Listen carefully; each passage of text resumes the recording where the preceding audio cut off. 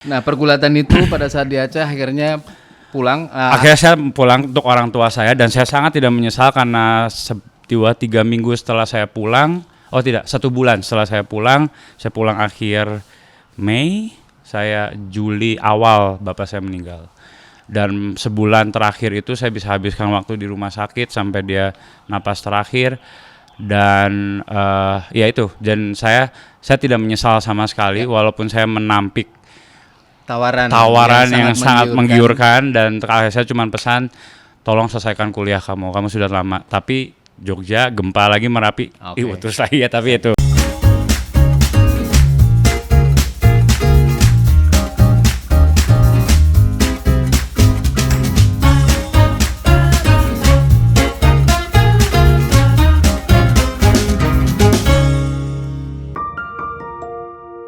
Pada akhirnya saya lulus tuh benar-benar hanya karena saya mau tidak mau mengecewakan ayah saya. Sebenarnya kuliah saya sudah tidak karuan lah. Itu ya karena saya terlalu mencari yang lain.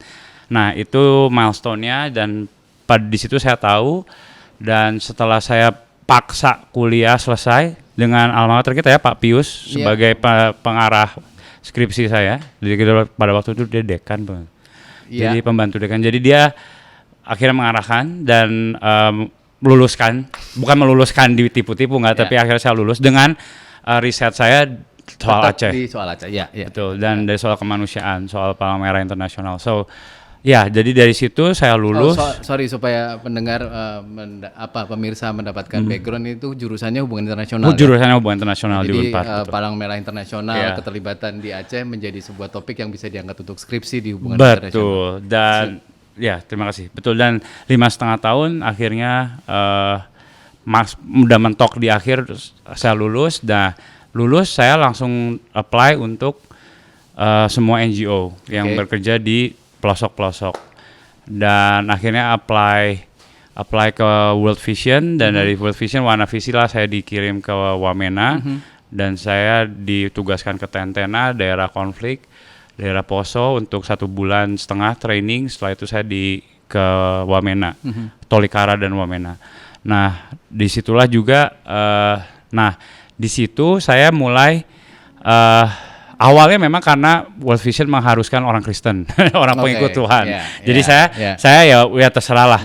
Tapi di situ juga lah akhirnya saya mulai semakin melihat bahwa saya tidak akan bisa jauh dari Yesus, karena selalu Yesus berusaha menarik saya kembali. Dan momen kedua setelah Aceh adalah yaitu ketika saya di Papua di World Vision itu gajinya gede nggak? Enggak. Oh enggak. Oke. Jadi ini nanti sebuah pertimbangan kenapa Anda memilih UMR lah ya. Oke. Nama NGO sosial walaupun nasional pun tetap akan sudah nasional, apalagi pasti tidak seperti betul, di multinasional. Yang pasti gini, kalau kita mau ke tempat mana atau arah tujuannya, kita nggak ngelihat gajinya sih. Oke. Jadi itu udah bulat memang ke NGO. Iya, pokoknya NGO, dan saya mau ke daerah pelosok karena karena yang awal milestone panggilan saat di Aceh, kamu akan menjangkau anak-anak yang seperti ini begitu. Jadi saya tidak terlalu pusing gajinya mau berapa begitu ya. Dan sebenarnya pada waktu itu juga. Ini agak aneh karena rata-rata orang sekarang pasti akan mikir gaji sebelum.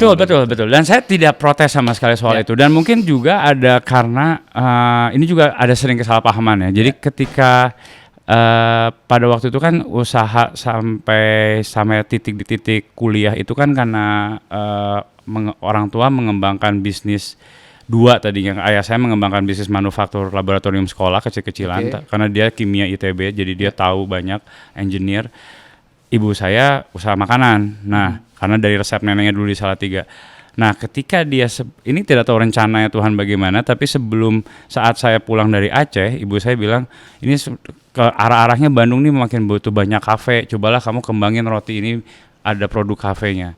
Akhirnya saya senang masak, jadi saya coba ramu-ramu sembarang, terus dijadiin resep, diajarin ke orang, buka di tempat lain yang ditawarin orang lain kerjasama, nggak berhasil, balikin ke toko. Saya ke Papua dengan World Vision, tokonya tutup. Booming.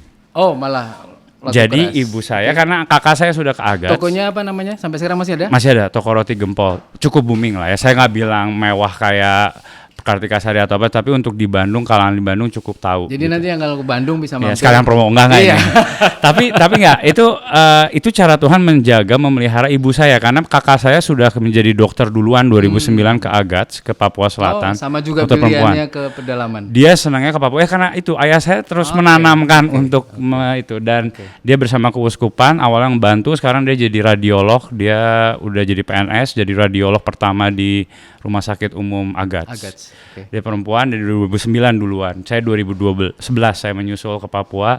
Ibu saya sendiri. Nah, bisnis ini naik. Jadi kami sudah nggak makin tenang karena ibu saya bisa ekonominya akhirnya ya karena bisa lebih fokus pada pilihannya. Iya, dan itu menghidupi ibu saya. Jadi kami berdua tidak lagi kepikiran manggung gitu ya kasarnya. Nah, itu cara Tuhan. Nah, akhirnya kembali ke Wamena. Tapi di World Vision saya ditempatkan, saya kira saya akan banyak di pedalaman. Ternyata banyaknya di Wamena karena kita ngerekrutin untuk sekolah vokasi. Anak-anak pedalaman. Lebih jadi staff di Wamenanya. Iya. Dan pada waktu itu saya merasa saya tidak akan lama di sini karena ini bukan cara yang saya bayangkan begitu. Dan disitulah saya diketemukan oleh misionaris dari Kemah Injil, CMA, dan dia sedang merintis sekolah di pedalaman Bokondini dan dia punya anak dimasukkan juga dari TK sampai sekarang sudah kuliah di luar negeri lagi. Di Bokondini, di sekolah yang sama dengan prinsip love your neighbor as yourself.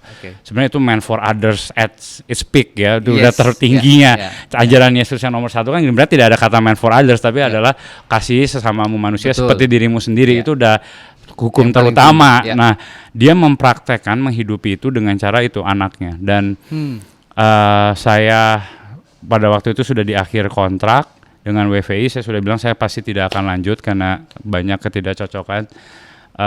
Dan saya hanya modalnya sepeda. Saya cuma di sana bawa sepeda karena saya suka mountain bike. Terus final Piala Dunia Piala Dunia Euro 2012. Tapi pada waktu itu saya nonton, udah gitu Tuhan jadi coba dulu ke Bokondini, itu 90 km dari Wamena. Ketika itu medannya masih cukup susah. Atau saya pulang ke Jawa, pesan tiket. Saya nonton dulu, terus udahlah packing ke Pioneer. Coba aja dulu ke Bokondini naik sepeda, nyampe sana lihat kalau cocok stay, kalau enggak ya saya tinggal tiket pesawat balik lagi. Kira saya 1 hari 1 malam naik sepeda ke Bokondini dengan medan gitu. Ya dan sampai sana saya akhirnya menetap selama 6 tahun sebagai kepala sekolah karena pada waktu itu sekolah lagi merintis dan untuk kualitas seperti saya gitu yang dari S1 dengan karena yang main kebanyakan saya tuh percobaan orang dari luar Papua pertama. Karena misionaris itu karena misionaris itu dari Amerika dia punya trauma dengan orang-orang Indonesia yang menindas gitu ya, yang mendiskriminasi dan lain-lain. Jadi dia mencoba ke saya dan untungnya itu menjadi gate buat banyak sekolah itu akhirnya sekarang campur gurunya tapi kualitas semakin baik. Tapi ketika saya masuk, disitulah saya belajar akhirnya menjadi misionaris, menjadi menghidupi firman-firman Tuhan kata per kata dalam konteks hidup gitu, dalam konteks misi. Dan Anda betul-betul menjalani itu ya sebagai misionaris hari demi hari Anda betul-betul menjalankan itu. Iya betul, tinggal di Bokondini. Jadi tadi kan sudah bilang WVI gaji sekitar dulu pas saya keluar tuh gaji sekitar 4,5-5 juta. Saya masuk ke situ kepala sekolah gaji saya berapa? 700.000. Lumayan, masih bisa hidup. Dan karena saya tahu dulu dari The Brito saya belajar hidup, coba tidur di pinggir jalan dan lain-lain. 700.000 itu saking pukilnya Cina nih, saya hidup 200.000. Padahal itu di Bokondini ya, Wamena itu harga 3 kali lipat Jakarta. Bokondini itu 1,5 kali lipatnya Wamena karena semua harus dikirim ditransfer lagi. Tapi saya tuh beneran hemat, benar-benar bisa mengelola uang. Sampai masih bisa nabung 500.000. Masih bisa nabung supaya bisa pulang. Kenapa nggak buka kelas ekonomi aja sih? Jadi cara mengelola nggak bisa, susah. Oke, terus? Nah, jadi di situ saya belajar. Intinya itu saya tidak melihat gaji dan lain-lain. Dan ketika itu saya semakin belajar bahwa membuktikan. Jadi di sana itu sekolah sebetulnya sekolah trilingual ya. Jadi sekolah bahasa pengantarnya bahasa Inggris malah. Sebenarnya bahasa Inggris Indonesia, baru ditekankan untuk ada PR untuk orang tua dengan bahasa ibunya. Melibatkan orang tua dalam harus ya, betul. Untuk dan itu tuh cerita-cerita soalnya tuh cerita leadership, cerita spiritual growth. Jadi mereka benar-benar mengcombine itu supaya memapar juga ke orang tua untuk bisa menjadi parents yang lebih ke community development. Dan akhirnya di situ saya belajar sekali banyak, dan istri saya bergabung tahun ketiga saya di sana, dan istri saya juga mengalami sama. Kami ketemu di WVI, terus dia S2 ke Austria. Nah, istri saya juga mengalami hal yang sama. Dia balik dari Austria lulus, bapaknya tanya, kamu udah dari Austria bukannya kejar ke bulan, kenapa kamu ke Bokondini? Nanti biar istrimu sendiri jawab soal itu. Sekarang lebih bagaimana proses perjalananmu sampai kemudian jadi kepala sekolah di Bokondini, kemudian bisa ke Kosarek ya, itu kan salah lagi. Ya. Nggak apa-apa, nggak ada di peta kok. Jadi ya pokoknya intinya ketika di situ kami ditempa, diproses, dan misionaris ini, Pak Scotty dan Ibu Heidi ini juga memberikan kami kelas sebelum kami menikah. Setelah kami menikah, kami tahu kalian akan tinggal di setting seperti ini, dan sebagai suami istri kalian akan membawa perang tambahan selain perang sebagai suami istri. Kamu akan membawa perang banyak karena dan jangan punya anak sebelum kamu berproses ini dulu. Dan disitulah kami, ya itu waktu ya, kami disiapkan, kami dikenalkan dengan banyak network dan orang-orang, dan kami tahu bagaimana ini bekerja. Mereka udah mendorong kami dari tahun ketiga, cobalah kamu coba cari support sendiri, coba kamu mulai setengah-setengah support, setengah dari kami, karena kami tidak akan pernah bisa memberi lebih. Karena ini sekolah misi, bagaimanapun kamu coba support sendiri seperti kami begitu. Dan dia sendiri dari kalangan misionaris yang menentang platform tinggi. Dia mau punya platform tidak boleh jauh dari guru-guru yang dia kan direktur ya, kasarnya dia founder. Jadi dia nggak mau jauh dari gaya hidupnya guru-guru lain. Dan itu yang kami contoh juga. Dan ketika kami menjalani itu, yaitu kami disiapkan. Nah, milestone yang terakhir adalah ketika saya mesin cuci, kali cuci malam-malam ke mesin, datang lagi Tuhan. Saya lagi berdoa, lagi renungan sendiri, dan dia berkata pada saya, waktumu di sini sudah selesai, kamu sudah siap, saya panggil kamu ke tempat yang tidak terjangkau lagi. Ini yang tidak bisa dilakukan banyak orang sih sebenarnya, bahwa mendengarkan suara Tuhan itu bukan hal yang mudah. Betul. Anda berkali-kali bisa mendengar langsung beberapa kali perintah itu, dan itu suatu yang menurut saya itu adalah gift, anugerah yang sangat luar biasa. Mungkin nggak semua orang Katolik yang rajin berdoa pun bisa melakukan itu. Betul. Saya mungkin itulah yang dikatakan ketika dulu waktu bayi, om saya dan bapak saya bilang kamu akan dipakai. Kayak mungkin saya ada anugerah untuk memahami visi Tuhan ketika dan saya menjawab iya ya, karena mungkin beberapa orang mendengar ada yang menyangkal. Nah, yang saya sangkal adalah keinginan saya untuk yang lain. Ya, saya bisa menolak beberapa tawaran yang mungkin lebih baik, tapi mungkin itu tidak sesuai yang Tuhan mau. Dulu saya punya ayah saya yang bisa mengingatkan sebagai suara ayah di bumi. Tapi sejak ayah saya meninggal, ya itu saya memang, dan itu menuntut kedisiplinan untuk satu, membuat hubungan dengan Tuhan secara harian. Yang kedua, membedakan. Ya, dan saya ketika mendengar, saya biasanya suara setan. Benar. Itu nggak salah loh. Jadi jangan terlalu banyak mendengarkan suara saya. Dan suara saya sendiri. Ya, dan akhirnya ketika itu saya akan oke, kalau ini suara Tuhan, saya akan minta tanda. Istri saya adalah orang yang sangat tahu apa yang dia mau, dan dia bisa tegas, iya tidak, dan tidak akan segan-segan untuk berdebat dan berargumen. Terus saya bilang, Tuhan, kalau ini dari Tuhan, ini tidak akan berat argumennya. Dan istri saya adalah perencana, ya. Jadi saya adalah terobos, bulldozer, hantam aja dulu, baru pikir nanti. Itu belajar di Brito juga. Dan tapi saya perencana. Tapi ketika saya bilang, ini tadi ada suara lagi, ini kita gimana ya? Kalau kita keluar dan dia mau kita tempat terpencil, tapi saya nggak tahu di mana. Saya nggak tahu apa, nggak tahu di mana. Nggak tahu gimananya lah pokoknya. Saya udah berharap siap-siap berdebat nih. Terus dia cuma bilang, oh kalau itu suara dari Tuhan, ya udah ayo kita pikirin gimana.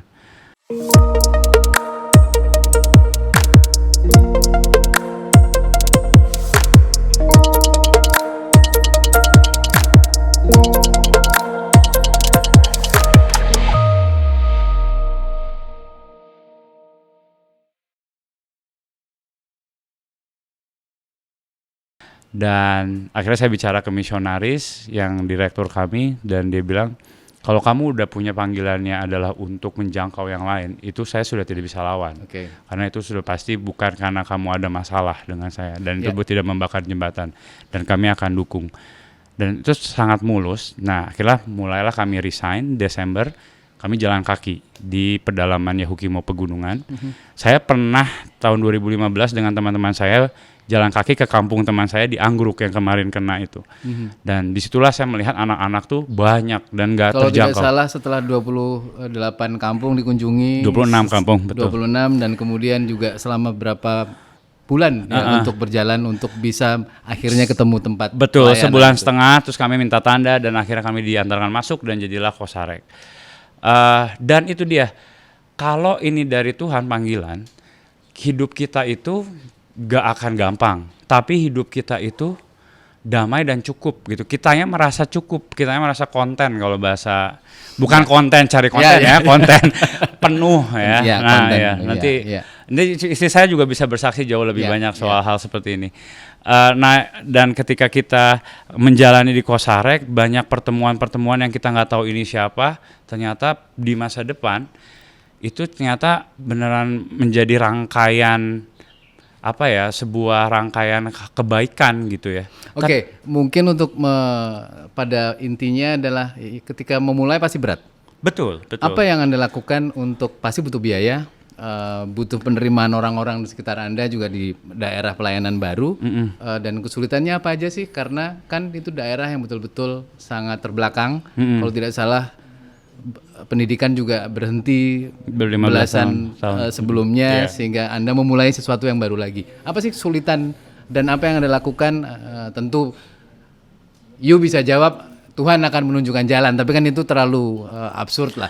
Yang real yang kamu lakukan apa? Hikmat pasti gini, kalau Tuhan juga kasih kita hikmat ya, bahwa pasti kesulitan adalah materi, hubungan dengan manusia, betul. Dan juga kitanya, apakah kitanya mau berkorban sebanyak apa untuk kenyamanan ini. Nah, materi, benar, kita itu susah banget, kita nggak tahu cara nge-fundraise. Karena tabungannya kan cuma 500.000 per bulan tadi. Tapi nggak gini. Ada satu hal yang miss. Ini juga salah satu hikmat. Jadi waktu Putri mau wisuda di Austria, kami rencana kita road trip deh. Kalau saya sih pengennya seterusnya di Austria. Iya benar. Tapi kami bilang kalau kamu mau road trip, karena dia risetnya di Papua, dia sempat kembali ke Papua, riset di Bokondini dan di Wamena. Terus bilang kita gimana kalau kita wisuda kita road trip, tapi kita nggak punya duit karena tabungan kita nggak mungkin. Kita usaha, saya bisa buat roti tiap weekend, kita extra miles, kita pagi bangun sampai malam kita kerja jualan keliling kecamatan, jualan roti. Dan laku karena nggak banyak pilihan ya, bukan berarti enak loh. Tapi intinya adalah selama 3 tahun akhirnya bablas. Setelah wisuda road trip kami berhasil, tapi bawa tenda ya, jadi kami road trip di sana, hitchhike, nyewa mobil sama 7 orang lainnya, patungan, tapi mereka nginep Airbnb, kami minggir ke campsite dan lain-lain. Pokoknya hemat, berhasil. Ada uang lebih, udahlah lanjut aja sih saya. Nah, kami lanjut terus. Nah, kami lanjut, ada sekian puluh, kami keluar dari Bokondini, kami bilang, Tuhan, saya sudah keluar, saya jawab iya, kita akan keliling, dan ini uang yang kami punya, ini semua untuk starting. Selebihnya, kalau ini dari Tuhan ngasih tambahin. Saya yakin Tuhan akan tambahin, tapi itu walaupun agak gilo ya, nekat, karena itu nggak masuk akal. Betul. Cuman ini sekian puluh, ini untuk misimu, berikan kami hikmat untuk mengelolanya di awal, tapi sisanya kami percaya Tuhan akan lengkapi. Materi udah. Awal udah. Kemudian yang kedua hubungan dengan manusia. Hubungan dengan manusia, waktu kami sudah jalan 26 kampung, kami minta tanda, Tuhan berikan kami tanda, satu, ada jembatan. Ada orang gereja, aktivis, misionaris yang masih menjalankan pelayanan gereja yang bisa menjembatani kami, karena kami pendatang. Satu-satunya pendatang yang rambut lurus, bukan orang barat ya, karena orang barat udah dihormati, kalau rambut lurus dicurigai. Kami masuk, harus ada jembatan antara orang lokal atau orang barat. Jadi tempat dimanapun Tuhan tempatkan, kenalkan kami ke orang jembatan ini. Dan ada banyak hal tiba-tiba bisa masuk, padahal orang ini misionarisnya bilang dia udah berdoa dan sudah menyerah untuk para pendidik yang bisa mengajarkan supaya Alkitab yang saya terjemahkan ada yang bisa baca. Ternyata dia kira kami mau tipu dia dan meminta gaji ke dia, tapi bilang enggak, kami misionaris. Jadi dia akhirnya, yaudah ayo kalau mau ketemu saya uji ya, kamu ke Jakarta, kita cuma ketemu 4 jam karena saya transit mau ke Amerika. Ayo kami kejar dan mereka kayak wah ini jawaban. Jadilah hubungan yang baik. Nah, yaitu ketika kita berhikmat minta tanda, kalau emang ini dari Tuhan, pasti ada hal-hal ajaib yang ini bukan mainannya manusia, dan kita minta hikmat ya, kita berhikmat begitu. Jadi materi hubungan dengan ini, dan selebihnya adalah selebihnya keajaiban apa yang kamu lakukan di Kosarek? Gak ada keajaiban ya, kita menjalani, kita datang, kita semua orang tanya kamu yang ngutus siapa? Tuhan, karena nggak ada yayasan, nggak ada apa. Tapi saya cuma mau kursus, saya cuma mau ikut bertani, ikut berkebun.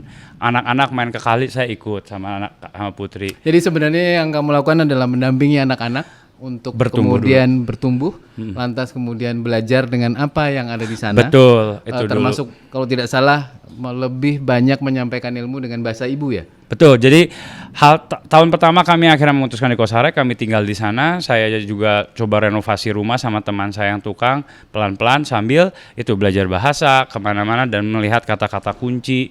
Dan kami percaya bahwa saya dan Putri punya visi. Kalau kita mau bertumbuh bersama, bahasa tuh kunci. Kalau kita nggak ngerti bahasanya, kita nggak bisa. Dan suku tertutup di pegunungan Papua yang akses sangat tertutup, anak dan orang tua yang nggak pernah ke kota dan itu mayoritas, pasti nggak bisa bahasa Indonesia. Betul. Bahasa Indonesia pun sangat terbatas dan nggak masuk gitu, nggak masuk akal.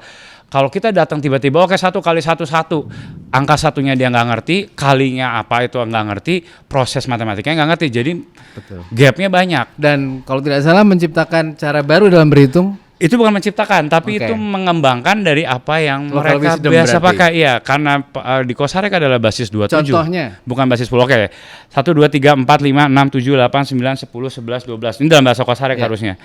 Itu adalah cara mereka menyebut homonim bagian tubuh sama dengan jumlah. Jadi kalau kamu bilang, misalkan, anakmu ada berapa? Ada 6. Maka dia akan nunjuk gini, bukan ini, tapi ini. Itu yang kita perhatiin pertama, kenapa nunjuknya titik tertentu. Nah, ternyata kami tahu, kami belajar dari misionaris dalam bahasa yang sejenis, dan itu ternyata dipakai, dan mereka melihat prosesnya, maka kami kembangkanlah number line, tapi dalam konteks mereka, karena kan mereka number line-nya dari sini sampai ke sini. Nah, nanti kalau begitu number line bisa masuk ke tambah, kurang. Perkalian bisa lompat angka, tapi dari ini ya, karena mereka akan tahu ini selalu 1, ini selalu 2, ini selalu 3. Kalau kita mau lompat angka 4, berarti 4, 8, 12, 16, 2. Mereka berarti termasuk orang-orang pintar, karena saya juga bingung dengan penjelasan Anda. Artinya mereka bahkan dengan wisdom mereka bisa menemukan ilmu pengetahuan dalam konteks mereka. Bahkan tidak hanya matematikanya, dalam bahasa yang sendiri, bahwa bahasa pegunungan Papua adalah bahasa seperti di Eropa, ketika konjugasi itu dipakai bukan imbuhan. Tenses mereka ada 7. Subjek objeknya ada 1 orang, 2 orang, banyak orang. Jadi saya kata pengganti pertama 1 orang, 2 orang, banyak orang tuh beda-beda subjeknya. Beda-beda konjugasi kata kerja. Jadi ada 64 kata kerja. Rumit, kompleks. Bayangkan bodoh apa itu, nggak mungkin bodoh. Jadi nggak masuk akal kalau bilang orang Papua lebih nggak pintar dari kita. Enggak. Itu sama sekali nggak benar. Hanya kadang-kadang kita memaksakan cara kita, sehingga mereka sepertinya tidak tahu apa-apa. Dan itu yang kami temukan, dan kami percaya ketika kami mengembangkan itu, sangat anak kelas 3 di kami akhirnya dengan ini pendekatan, sekarang ke bahasa Inggris mereka gampang sekali, karena mereka udah tinggal menghafalkannya, relate dengan apa yang sudah puluhan tahun mereka lakukan. Dan itu kalau tidak salah juga sudah dimulai diakui oleh Badan Riset sebagai sebuah cara knowledge untuk pembelajaran ya di daerah. Ya, kami pernah diundang BRIN untuk membicarakan soal itu, dan sebenarnya itu hampir semua bahasa pegunungan dari Papua Nugini sampai sana punya dasar yang sama. 27 itu dipakai di sekitar 30 suku. Dari tadi Anda menyebut soal istri, pilihan dan segala macam, akan lebih menarik sebenarnya kalau istri, siapa namanya, Putri? Putri dan Brea anak saya. Brea nanti bisa ikut bergabung di sini untuk ngobrol, karena anaknya juga tinggal di sana ya. Betul. Dan bahkan sudah lebih fasih bahasa sana daripada bahasa Indonesia. dan juga udah nggak betah di sini ya? Iya. Lamaan. Udah nggak betahnya ya, tapi lebih fasih berbahasa Kosarek dibanding saya. Karena dia anak TK-nya. TK-nya bahasa Kosarek terus, jadi dia. Tapi bahasa Indonesia dia juga sama fasihnya. Karena kalau ke rumah kami bahasa Indonesia. Nah, kesulitan apa sih pada saat Anda memutuskan untuk oke, ini pilihan saya? Karena sekarang kan kalau kita lihat TikTok, sosmed itu kan banyak yang cari suami atau cari istri yang ya kaya, yang mapan, yang kemudian gajinya mungkin 2 digit, 3 digit supaya hidup sejahtera atau konten tadi ya dalam konteks mereka. Tapi Anda melakukan pilihan yang menurut saya tidak normal juga karena istrinya dari Austria yang kalau betah-betahan ya saya pengen di sana terus ya. Larang tapi. Tapi akhirnya kembali memilih dan akhirnya hidup di kota desa yang sangat terpelosok dan boleh dibilang sebagian orang mengatakan jauh dari peradaban. Betul. Ya kita tanya saja langsung dengan. Ya nanti mungkin Putri nanti akan karena dia juga lulusan S1 UI. Kemudian betul. Ambil S2 di Austria dan kemudian balik. Saya juga nggak tahu apa yang menarik dari Anda ya sehingga dia boleh nih kita sambut Mbak Putri. Hello new day. Hello new day, hello new day, and let your heart make a brand new start.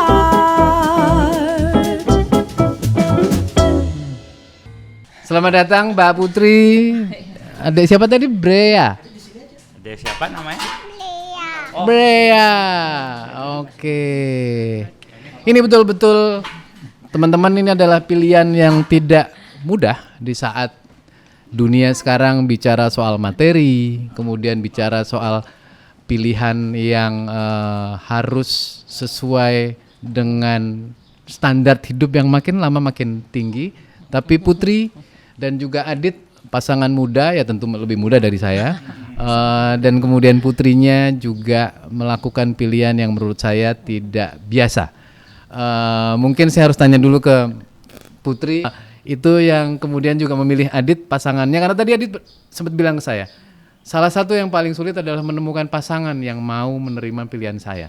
Itu menurut saya juga kata kunci karena banyak sekarang kan anak-anak muda susah cari pasangan, semua ukurannya adalah materi, semua ukurannya adalah kemapanan. Sementara Mbak Putri pasti tidak melihat kemapanan lah dari Adit menurut saya ya. Nah monggo Mbak Putri meskipun bukan orang Jawa ya, tapi monggo tentunya tahu. Sebenarnya waktu memutuskan mau sama Adit juga emang itu pilihan yang sulit juga sih. Bukan yang langsung ini opa begitu langsung. Tapi kan waktu itu masih opa gemuk, bukan? Waktu itu opa-opa. Cuman memang apalagi setelah saya waktu lulus S2 kan saya sudah banyak mimpi mau aktualisasi diri lah. Jurusan apa di Austria? Peace and Conflict Transformation Studies. Jadi memang lebih komunikasi ya. Basisnya. Bukan lebih ke politik ya. Maksudnya perdamaian, konflik dan perdamaian. Jadi kenapa saya duluan sebenarnya yang ke Papua 2008 gitu di lembaga kemanusiaan, dan karena konflik di Papua itu yang membuat saya mau ambil jurusan konflik karena saya tahu saya pasti akan ke Papua lagi gitu. Tapi memang setelah S2 itu saya merasa bahwa saya mau ke Papua tapi saya mau bergabung dengan IGO atau NGO-NGO besar yang bisa dapat income banyak juga tapi kan tetap melayani Papua gitu kan. Nah kalau ini agak ini nih masih ada income-nya nih. Iya, realistis lah ya maksudnya. Makanya lebih ekstrim, maunya tuh lebih ekstrim. Iya realistisnya gitu, sudah punya degree, baru sudah punya pengalaman, mau kembali ke Papua dengan posisi yang lebih baik, dengan perahu yang lebih besar begitu, dan juga bisa sambil membahagiakan orang tua begitu. Nah, tapi waktu itu pilihannya sulit memang ketika saya akhirnya sudah dapat tawaran untuk pekerjaan yang lebih baik begitu ya. Terus dengan tadi mungkin dia udah cerita ya, dengan dia bilang, ayo kalau kita mau menikah kita sama-sama di sekolah ini, sekolah misi ini, dengan yang tadi udah tahu ya gajinya berapa gitu kan. Terus kayak shock banget karena itu kayak mungkin sekitar ngurangin nol yang di belakang. Iya benar. Literally ngurangin nol di itu belakang. kayak mungkin 20%-nya dari yang gaji terakhir saya. Iya gitu. Jadi berdoa banyak sampai saya ikut saya tuh waktu itu sampai berdoa di ini loh, mungkin kalau tahu Taman Doa Bukit Ungaran, saya ambil doa dan puasa di situ. Dan saya sampai ke dalam kesimpulan bahwa untuk hidup dengan mendapatkan gaji atau mendapatkan materi yang cukup itu gampang, jauh lebih gampang daripada ketika kamu mendapatkan pasangan hidup yang takut akan Tuhan dan yang bisa memimpin keluarga kamu di dalam bahtera Tuhan. Gitu. Dalam nih, sebentar saya merenung dulu karena itu cukup dalam. Saya nggak sadar. Pergulatan itu yang kemudian betul-betul terjadi pada saat itu. Iya. Karena maksud saya kayak ya terus saya mau jadi sebuah apa namanya aktivis gitu ya, aktivis NGO ini gimana kalau saya hanya di sebuah kampung kecil sebagai guru-guru, itu adalah the least job yang saya mau lakukan. Saya selalu bilang sama dia, maksudnya saya nggak bisa ngangun-ngangun kambing gitu. Kayak dulu aja saya nganggap anak-anak tuh sangat-sangat sulit begitu. Betul. Ya jadi itu benar-benar ya kita nggak mulus lah pokoknya ya itu. Dan tentu penerimaan orang tua, keluarga betul. itu apakah ada pergulatan juga di sangat, situ dibandingkan dengan seorang Adit ya yang pilihannya? Keluarga kami sangat berbeda. Saya dari keluarga Batak yang mana bapak saya tuh kayak baru panggoran, baru kayak berharap bahwa dia selalu bilang begini, kayak semua orang itu udah kuliah di luar negeri itu berlomba-lomba supaya bisa kerja di bulan. Kenapa kamu udah keluar negeri malah kamu menjadi ke pelosok, ke pedalaman? Buat apa? Sia-sia semua itu. Nggak kau pikirkan keluargamu begitu kayak ya. Jadi tapi susah sih memang sampai kami pacaran dan ya itu mereka juga mungkin kurang setuju karena apalagi waktu masih pacaran ini masa depannya apa gitu kan, dan nggak secure juga, kenapa malah bawa istrinya malah ke pelosok-pelosok bukannya kasih. Berharapnya balik Bandung ke usaha tokonya. Iya gitu. Nah jadi tapi puji Tuhan itu proses doa yang panjang juga untuk yang keluarga ya. Tapi kalau yang saya tadi saya berhenti di ketika saya udah dapat Tuhan, saya dapat kedamaian bilang bahwa lebih susah yaitu tadi ya mendapatkan pasangan hidup yang sevisi dan takut akan Tuhan dan keluargamu bisa di jalan Tuhan daripada kamu uang itu gampang, rezeki atau berkat itu sangat mudah begitu. Nah jadi itulah yang akhirnya keluarga kami terus berproses sampai bertahun-tahun kami doakan sampai di titik ini ya mereka sudah bisa mulai, selama kamu berkeluarga di sana itu pilihan kalian, ya sudah kami doakan begitu. Jadi apa yang kalian lakukan berdua dan kemudian sekarang sudah ada si kecil di sana, tetap tinggal di sana, apa sebenarnya yang kalian lihat dari pilihan itu ke anak-anak, kemudian ke pendidikan, dan juga apakah memberi pertumbuhan kalian dengan anak-anak yang akhirnya bisa ngelihat mereka kemudian sekarang belajar dengan lebih baik, hidup dengan lebih baik mungkin. Apakah itu pilihan-pilihan yang membuat kalian happy sampai kemudian tetap meneruskan pilihan itu sampai hari ini? Ya mungkin kata happy itu lebih dalam sih dari itu. Maksudnya joy mungkin yang kami rasa. Kami merasa bahwa gini sih sebenarnya dalam judul kami adalah pendidik, guru, misionaris, apapun itu sebenarnya Tuhan nggak kenal itu ya menurut saya, menurut kami.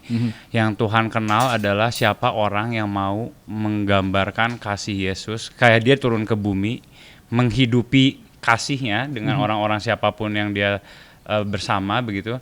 Itu pun yang mau kami bawa gitu ya. Maksudnya itu yang misi kami sebenarnya. Makanya kami awal pergerakan misi, Putri mendapat inspirasi dari Tuhan untuk menamakan Kawan Kasih Tumbuh, karena kami Kawan Kasih Tumbuh. Karena di dialek Timur kasih tumbuh itu artinya merawat atau mengasih. Kasih tumbuh, kasih apa gitu. Nah, tapi juga kasih berarti kasih ya. Betul. Agape. Nah, ketika kami mau hidup bersama-sama, kami mau berkawan, kami nggak mau menolong, kami nggak mau menyelamatkan. Itu menyelamatkan bukan tugas kami manusia. Tugas kami adalah hidup sama-sama, bertumbuh sama-sama, berkawan. Apa sih yang kamu punya? Ya, itu juga kalian juga dapat semangat dari The Brito ya, bahwa kami semua hancur, kami semua banyak misuhnya banyak lah ya. Tapi kami juga semua adalah orang berdosa. Ketika kami ke sana, bukan berarti kami tangan tertutup mau nolongin terus gitu. Tapi kami mau berproses sama-sama. Nah, itu semangat yang kami pikir banyak yang salah kaprah. Betul.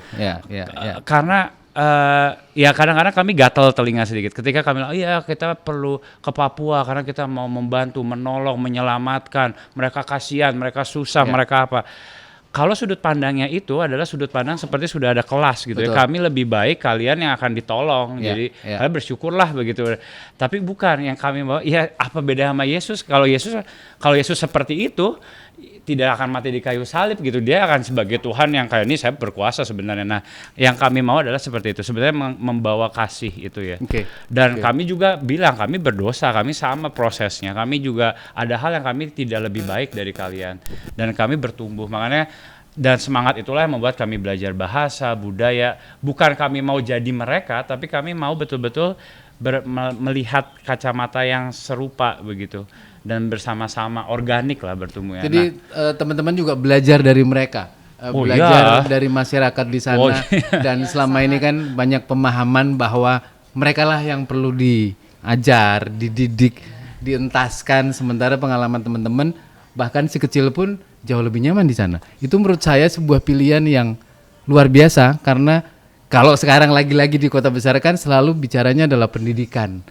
Sekolah tuh harus yang mahal, sekolah harus yang punya kualitas sehingga menjamin masa depan. Sementara kalian mempercayakan masa depan anakmu sendiri di Kosarek. Ya, ini menarik sih. Maksudnya sebagai pendidik gitu ya, waktu kita mau akhirnya memutuskan membangun sekolah, kita berada di tempat yang paling remote, anak kita kan pasti kita masukin di situ ya. Betul. Dan itu memotivasi kami gitu ya, memotivasi kami untuk buatlah pendidikan yang terbaik, yang mana kamu juga percaya anakmu masuk di sekolah itu, anakmu nggak akan jadi bodoh atau anakmu akan jadi ketertinggal. Dan itu yang mendorong kami untuk kami juga tahu anak-anak Papua di tetangga-tetangga kami bisa dapat kesempatan pendidikan yang sama kalau kami juga mau berjuang untuk mereka sama seperti kami mau berjuang untuk anak kami. Itu mungkin konkretnya dari love your neighbor as yourself ya. Kasihlah sesamamu gitu. Jadi dan ini lucu waktu kami sekarang ini kan lagi masa pengungsian ya, karena kami harus keluar dari kampung. Dan biasanya Brea itu udah di kampung, udah ikut TK, walaupun dia kemarin tuh 3,5 tahun karena kita nggak punya preschool gitu. Tapi dia udah sangat semangat dan mau bergabung dengan kakak-kakaknya. Nah, ketika kami keliling kemarin ya di sekitaran Bandung, dan kami melihat ruangan kelas, kami melihat cara mengajar, dan kami melihat bagaimana ruang bermain anak-anak itu kan rata-rata di kayak konblok atau di ruangan tertutup. Betul. Bahkan ada sekolah yang sangat mahal, ya paling murah yang kemarin kami tanya 4 juta per bulan, ya di sekitar area Gempol itu. Segaji kami sendiri. Iya, dan itu tidak dapat matahari. Bahkan anak itu tertutup semua, gedungnya tidak dapat matahari. Dan ya kami langsung berpikir gimana ya, pantas saja di sini orang tua kerja bagai kuda untuk bisa dapat kasih pendidikan yang terbaik buat anak mereka. Dan bahkan pendidikan terbaik itu pun menurut kami tidak terbaik karena tidak membuat anak bisa menyentuh alam semesta gitu, tidak menginjak bumi, lumpur, tanah, rumput, tidak bisa bergaul dengan anak-anak yang dari tidak bisa bersosialisasi dengan anak-anak yang di Papua itu kan sangat komunal ya. Jadi segala sesuatu mereka tuh berbagi begitu. Dan sebagai anak tunggal, dia pasti ada kecenderungan untuk saya, Nana itu, bahasa Kosarek, saya begitu. Dan itu mempush dia juga untuk bisa punya empati terhadap lingkungannya dan memegang cacing, berkebun, berternak. Itu yang kita lakukan di sekolah kita saat ini gitu ya. Bukan hanya akademik pasti kami juga berjuang untuk itu dengan melalui bahasa yang dekat di hati anak-anak, dan kami menyediakan ruang bermain anak yang menyentuh alam semesta begitu ya. Dan nilai-nilai itu bersama anak-anak yang lain itu sangat penting, apalagi untuk level ya TK gitu ya. Jadi kita dapat semuanya komplit di kampung kami begitu, dan dengan uang sekolah 1/10 daripada yang sekolah di kota. Jadi what a privilege sebenarnya itu kami mendapatkan. Ya di satu sisi orang mungkin merasa kasihan banget sih Brea, ya ampun kalian hidup kalian kasihan banget. Maaf ya, kami pikir kalian kasihan. Ya, dan jauh dari stereotip orang Papua yang ya tentu kita banyak sekali yang tidak terawat dan segala macam. Tadi kita lihat sendiri betapa cantiknya dan tidak kalah dengan anak-anak di kota besar ya. Dan itu adalah menurut saya sebuah contoh bahwa pendidikan bukan soal tempat, bukan soal harga, tapi soal apakah pendidiknya mau terlibat atau tidak dengan si anak didik ya? Iya, betul. Mungkin gini sih, ini yang saya juga cuman mau, ini kan mumpung pada banyak dari Yesuit ya. Iya, iya. Kalau intinya gini, ini yang diberikan oleh mentor kami yang misionaris yang mendidik kami ini sebagai misionaris. Kalau mau sebuah sekolah berhasil, masukkan semua anak dari kepala-kepala pemimpin di daerah itu, di sekolah itu, masukkan di sekolah itu. Pasti sekolah itu bagus. Nah itu yang terjadi di Papua, itu sebaliknya kan. Iya, iya. Nah itu juga sebenarnya semangat yang namanya, yaitu man for other man, itu paling puncak adalah kasihlah siapapun yang kamu lihat, yang kamu diutus untuk melayani, itu sebagai diri sendiri. Kalau dia mau anaknya, saya mau anak saya terbaik, ya anak tetangga saya juga, berarti saya harus kasih yang sebaik mungkin. Iya, memang itu nyangkem ya gampang. Emang susah karena itu kayak counter melawan nature kita sendiri pasti. Tapi itu terbukti ketika kami menjalani ini. Kami di sini sangat takut Brea jalan kemana. Oh ini kemana Brea? Baru 2 menit nih. Kalau di sana dia udah pergi ngaceleng kemana-mana. Brea kemana? Ke rumahnya Hona ini. Oh ya udah nanti juga balik. Lebih aman gitu ya. Dan ada rasa aman. Alamnya juga lebih baik. Udara lebih baik. Dan kami jauh merasa. Ya itu akhirnya kami jauh lebih mudah merasa konten. Kami jauh. Dan satu lagi yang kami melihat bahwa sebenarnya esensinya hidup kita itu sebenarnya bisa sangat sederhana dan sangat intentional, dan kita sebenarnya nggak butuh sebanyak itu. Kami baru menyadari betapa banyaknya hal yang tidak kita butuhkan di kota. Mohon maaf ya ini banyak menyinggung, tapi kami jauh lebih merasa nyaman dan hidup lebih mudah, lebih enak, lebih dekat dengan Tuhan, dekat dengan sesama, dekat secara societal. Kami merasa kami social jauh dari enhancer-nya banyak, karena kami sangat banyak. hidup penuh karena dengan orang-orang tidak ada pagar. Walaupun semua orang yang mengunjungi kami akan sangat bilang, kok kamu bisa sih bertahan setiap 5 menit ada orang ngetok pintu minta gula, minta kopi. Ya nggak apa-apa, ini bagian dari awal-awal kami stres karena itu penyesuaiannya cukup besar. Tapi at one point kita merasa inilah betapa saking terbuka dan ya kalau orang Jawa dulu bilang pagar mangkok ya. Betul. Kalau di sana mangkoknya diminta terus loh. Ini udah mangkoknya isi enggak. Tapi itu sebuah hal yang lama itu baik begitu ya. Ya makanya kami sudah merasa wah kami kalau hidup di kota nih kami menyesuaikannya gimana ya. Nah, tapi itu Tuhan banyak yang kami mau bilang ini bukan jualan, bukan mau bilang semua orang pindah ke kampung enggak. Tapi intinya mengikuti Tuhannya pun nggak akan ninggalin kita, dan Tuhan akan memberikan banyak value yang kita nggak pikir, tapi ternyata itu sangat-sangat wow begitu. Banyak hal wow yang kami senang dengan puji Tuhan dengan anak kami yang secara follower lebih terkenal dari kami ya. Kalau kami ke Jawa, ke kota yang terkenal, oh ini anak yang sering masuk YouTube gitu. Oke, yang terakhir, setelah kalian jalani, saya ingin tahu seberapa banyak bantuan dari pihak luar dalam karya-karya kalian.